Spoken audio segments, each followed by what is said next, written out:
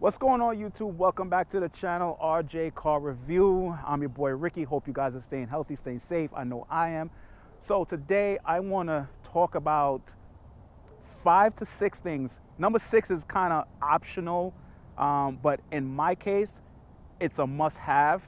And so I will say this is about 6, with number 6 being optional things that you should do to your Shelby GT350 right after you purchase it. All right, so number 1 thing that you must do, a must-have. This is a must-have you have to do to this car. And I'm new to the Mustang game, so this was one of the things that I went straight to the forums right after I purchased it and was wondering why the hell this clutch is so damn light. Not that is a bad thing, but you can't feel the engagement, man. It's crazy. The pedal feel on this is ridiculous.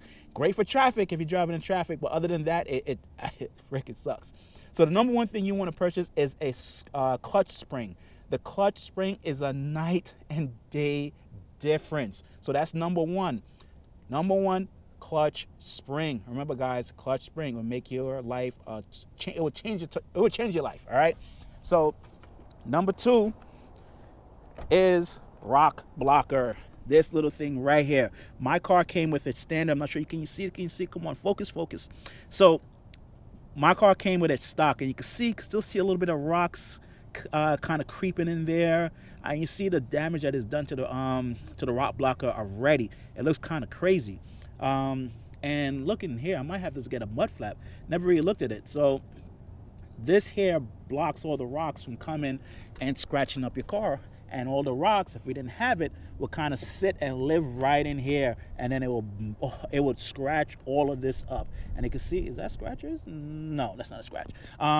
But it will definitely sit all in here and kind of mess all that up in there. All right, so mess up your paint. Number two on the list will have to be a oil separator. This is a must. Have to. This is something like I thought that you would think Ford would make the car come with stock, is a oil separator, because if you don't have this, all that excessive blow-by oil gets sit up into the intake, and it kind of messes up your whole freaking engine and all that shit. All right, but this is definitely will be number 3, is a oil separator. All right, so number 4 on the list is hood struts. Hood strut is a must. You have to do the hood struts. I don't understand. This is we're in the year 2000. This is the millennium, right? And we still have a freaking hood latch. This is crazy. Like, I left mine on just in case, if those fail, just in case, precaution reasons. But that's a must to have.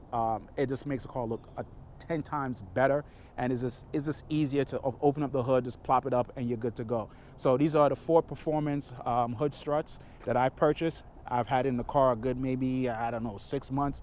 No issues with it. Works perfectly. Number 5 is definitely your Resonator Delete. Now, these are optional things, but everyone is eventually going to do it. Resonator Delete. If you go H-pipe, X-pipe, wherever you go, you can't go wrong. So I went the cheap way by putting on I went to my local dealership, my local muffler shop, and I got my resonators cut out for a cheap price, and it made a big sound difference on the car. So that's definitely number 5 will be Resonator Delete. Number 6 now is definitely optional, but every car I've owned and every car I will own has to be dropped. I gotta lower every car I have. So number 6, optional, like I said, but in my case, it's a must. It's almost should be like number 1, but it's a must. You have to put springs in your car, man. I'm sorry. This car looks so mean. Not that it don't look bad with the stock springs, but this little car looks so much better with a drop. So my car has the Ibach Pro Kit springs, and this is the most aggressive drop you're going to get in any springs that you purchase for this car. So this is a 1-inch drop all the way around of all 4 corners. All right, and this is the way the car should look from factory. The GT350R does does sit a little bit lower than the stock GT350, but this sits a lot lower than the R. And I think it looks amazing with this springs, and it looks so aggressive coming down the road. Definitely I need some spaces for the front to push out that front to make it look a little better. But those are, so there you have it, guys. Those are your 6 things, with number 6 being optional, that you should do to your Shelby GT350 and R if or when you purchase one. All right, so let me know what are your 5 to 6 things that you will do to your Shelby GT350, or what you did to your Shelby GT350 after you've purchased it. All right, hit me up in a comment, let me know what you think. Hit that like button, hit that subscribe button, hit the bell icon, and let's make history, man. Peace.